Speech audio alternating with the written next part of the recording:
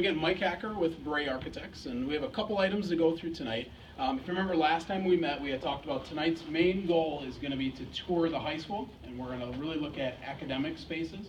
So just like last time, we're going to spend about an hour touring the building, and then we're going to come back and we're going to do some small group discussions. And we're going to do that a little differently this time. We're actually going to roll out some floor plans at each of the tables, nice and large, and ask you some of the similar questions where we're going to want you to document, circle areas, kind of help us diagram those plans a little bit based on your experience touring the building.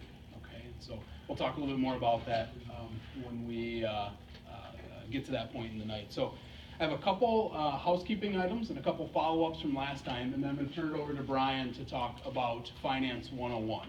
Okay, and so first, everybody should have a packet that was paper clipped together. Here you're going to have the agenda for tonight, as well as the overview from the last meeting. And just like we had talked last time, our hope is to provide you a quick snapshot and a summary of the discussion from the last meeting. So that is what that document is. Can I ask you a question, because it was a little confusing? You used the word water tank, and they even said it wasn't a tank. Can you just draw a picture of what that was above the server room? Why don't we bring that with for the next meeting? Okay, and so instead of drawing that on the spot now, we'll pull together a detailed description of what that is and provide some photos and make sure, because I'm not sure everybody got a chance to see it. So why don't we do that next time? I think that would help provide some clarity. Okay. So then you will see a fold-out site plan from Jackson Elementary. Okay, and one of the things that the group, a couple questions on last time was specifically how the traffic moves around that site. And so what we've done is spent a little time attempting to diagram that property. Okay, and so what you'll see on that site plan is three different colors of dashed lines. Okay, and the first color you see at the north is yellow. Okay, and that is our bus movement. Okay, so there you can see the circulation of the bus through the site.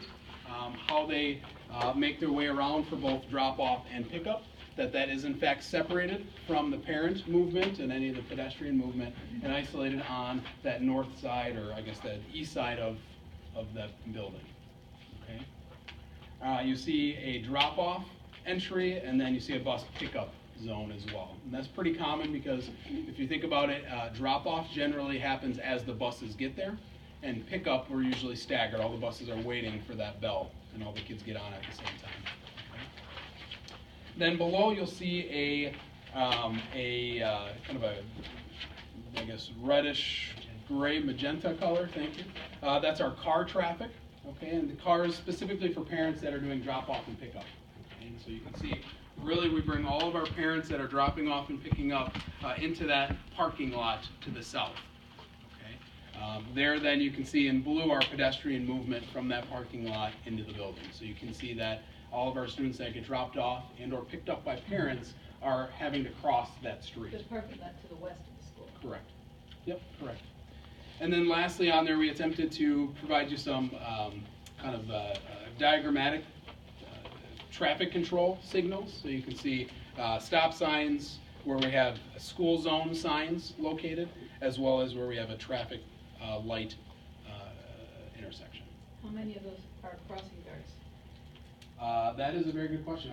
We have 2 crossing guards. Thank you. Yep. How many are police? That's a good question. You have to know how many are police officers? In the past, it's been none. There are police that have been there to assist if needed, but there's usually a crossing guard at 60, and then there's a crossing guard at Georgetown. Okay. Actually, I talked to Jed Delnick, and he says there are crossing guards there every day, morning and afternoon. He's the chief of police in Jackson.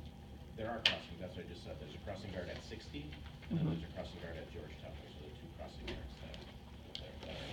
Is that one to go across Georgetown or go across Jackson or both? Yes, both. Okay, that's right.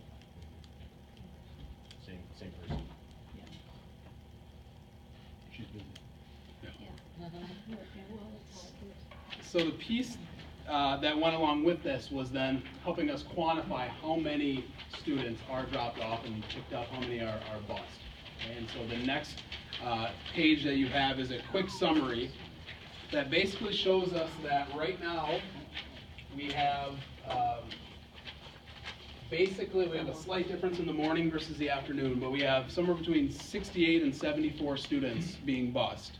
The remainder of the students are being dropped off and or are walking to school.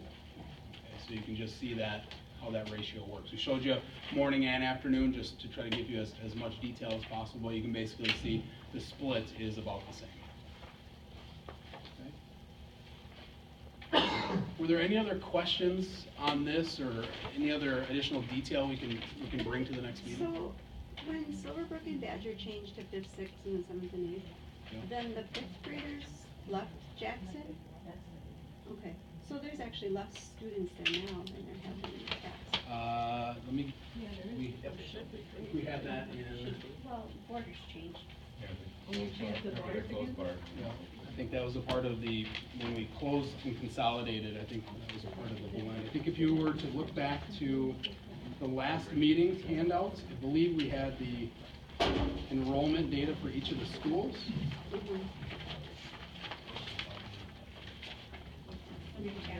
Yep, so at tab 10, you can see there's a pullout that basically shows let's see here. So it looks like at our highest in the building, we had about 536 students at Jackson Elementary. And you can see that trickle itself down to just under the 400 that we have today. It dropped about 100 after the change. Okay. These triangles with the kids in it, that's like 15 miles an hour, right? You know, I don't know that information. Yeah, it is. specifically, but- Yeah, and then they also have like a blinking light that if you're going a little bit faster, and then I believe they have the pedestrian, like a pylon there too. Yep. Yep, so I think really the indication there is that there are means in place to help try to slow down traffic and try to indicate when we have students moving through there. We have some both active and some passive components trying to help us control that as much as possible. Okay. Do you know how far away they bus from? Is it a mile or is it 2 or? Good question. I do not know that. I don't know, is this anybody at the district? Isn't grade school No. beyond the mile? We can, that's okay. We can bring that for the next meeting. Well, the reason why I'm asking is if you're trying to get down the pedestrian walking, and I don't know, obviously I know nothing about the bus situations and what the burden it would put on them, maybe if you wanna lessen how far away they're walking from, if it is truly, if that would be something that might solve the pedestrian traffic that it sounds like you guys are nervous about, maybe that would be something to think about. It's more regulated by our kindergartners than by our older students. There's a regulation of our kindergartners of the mile. Do you know what it is? Right off the top of my head. But is it, I mean, can we adjust that down?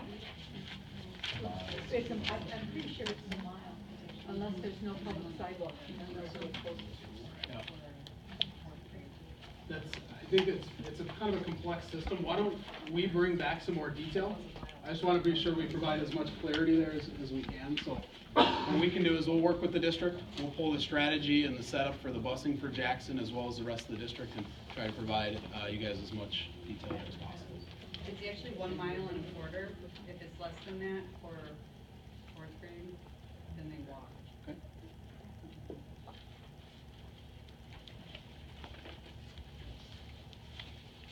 Okay, and then the last item that you wanted, you had requested a bit more detail on was our energy usage with as much detail per square foot for comparison's sake as possible. So Dave Ross, who's not here tonight, worked closely with their information to pull us as much information as possible. So the next spreadsheet that you see here attempts to outline reaching back for 3 fiscal years here.